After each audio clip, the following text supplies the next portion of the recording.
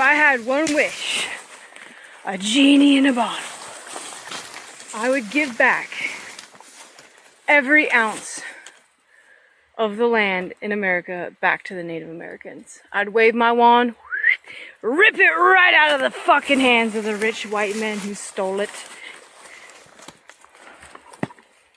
Give it back to them.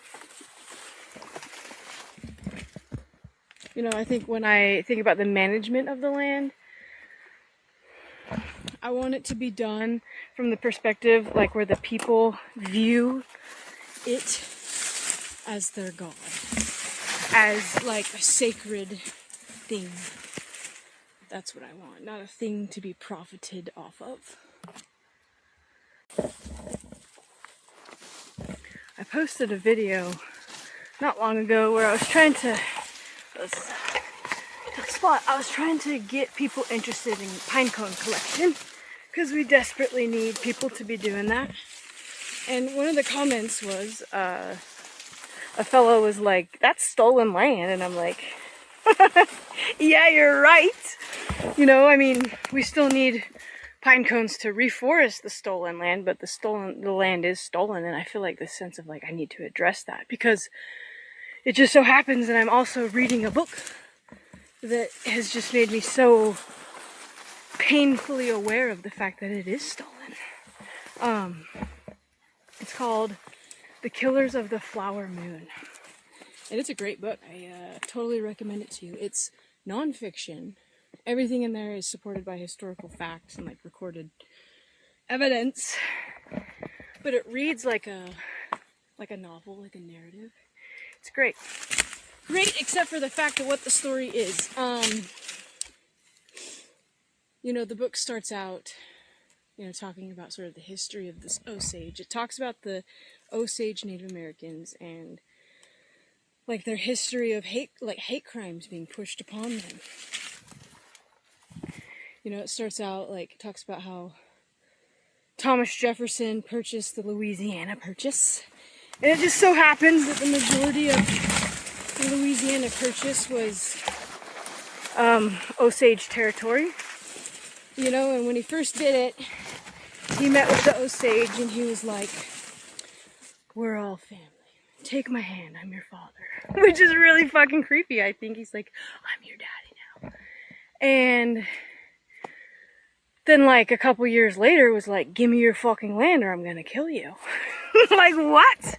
That's not very father-like, is it not? Anyways, I mean, think about what those people were faced with. They were faced with like, you know, do I fight for my land, which the land to them is more than just ground. You know, it's where their sustenance came from. They have a spiritual connection, like essentially choosing between their God, like their Mother Earth, and like having war for their children. Like, that is fucked. That's so fucked. So, I mean, the chiefs did it. They signed the treaty and they gave up like 100 million acres. And they got pushed into like this teeny tiny Oklahoma territory. No, it was Kansas. They went to Kansas. And they were there for a while until the settlers started to hate crime them, like mutilate their bodies and cut their scalps off. Like, who are the savages in this scenario? Just curious, like, the fuck? And eventually it got to the point where they had to move. They were being hate crimed, they were being pushed out. Like, and there's actual newspaper articles, like, urging people to push the natives out, to have the settlers push them out.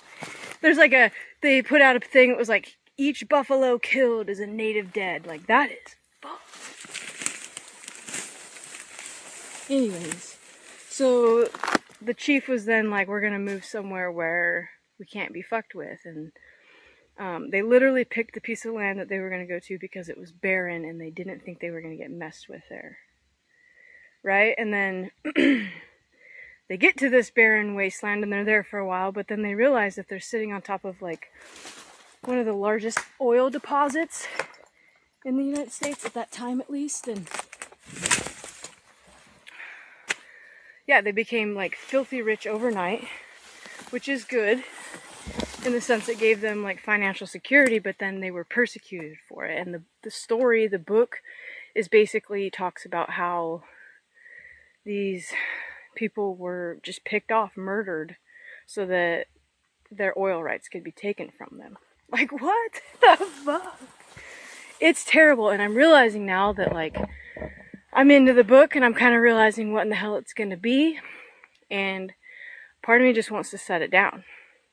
And then part of me feels guilty because I know that that's white privilege, that I can, like, decide whether or not I want to read that book and weep, or just put it down and have a vague knowledge of it and move on. You get what I'm saying? That's a choice that I get to make. Whereas, like, the people, the families of the people who experienced all of this, hate crimes for centuries, they don't get to put it down. They didn't have a choice. We pushed that upon them. So that's white privilege. Totally real. It comes in multiple forms, but that is one. You know? Because, I mean, like, trauma is generational. There is a total fucking thing to that, where it's like, the bad things that your parents experience have ripple effects in your life, and so on, right? And it's like, we literally hate crimed and caused incredible trauma to cultures for, like, multiple centuries. Like, that's terrible, dude. So yeah, I'm on the fucking wavelength. Give every bit of that shit back to them. 100%.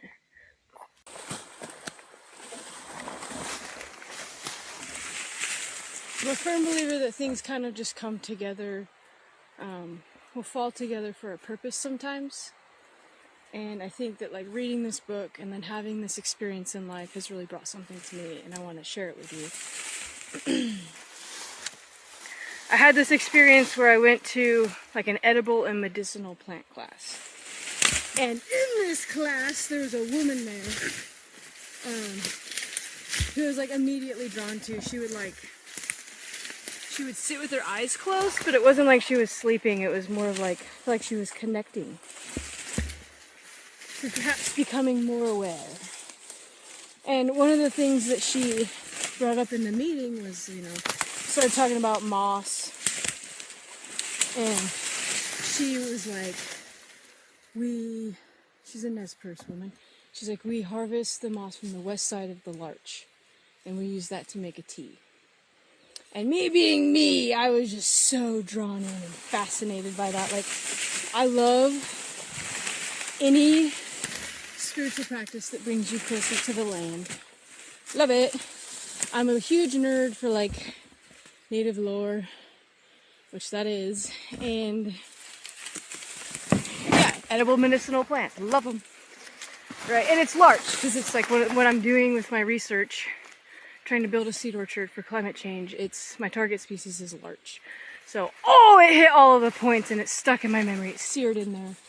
And I didn't get to meet her there because I brought my children with me, and any parent knows how that goes. Trying to get your 3-year-old to sit for hours just doesn't work. So I left early, but I was able to track her down on Facebook.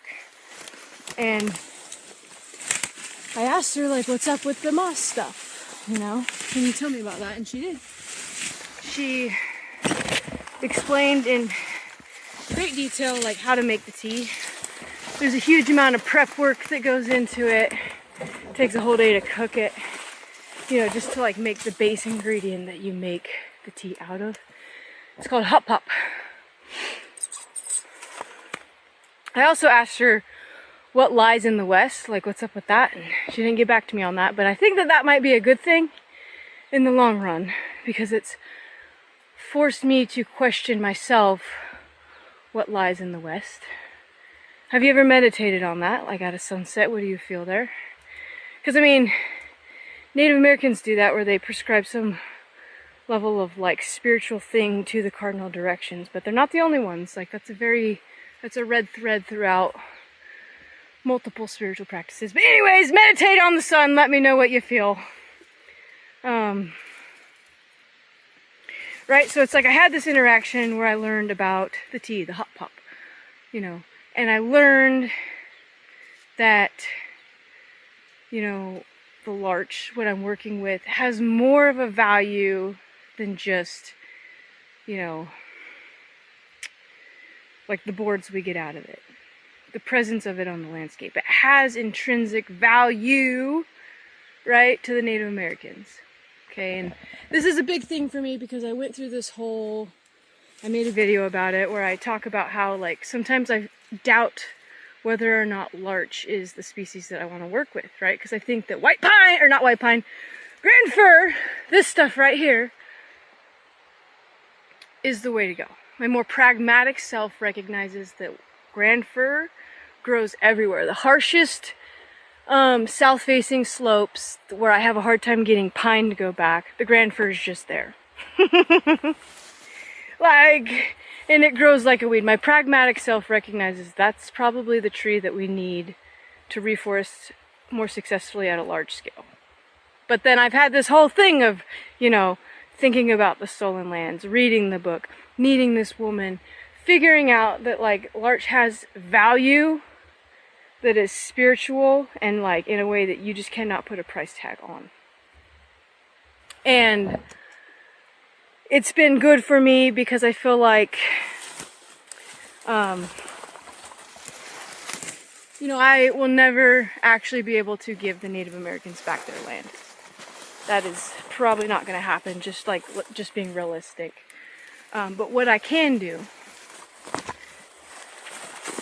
is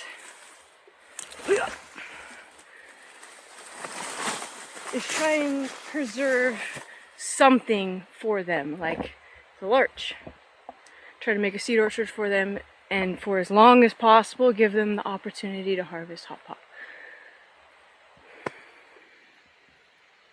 And that's it. If you've made it this far, thank you for being here.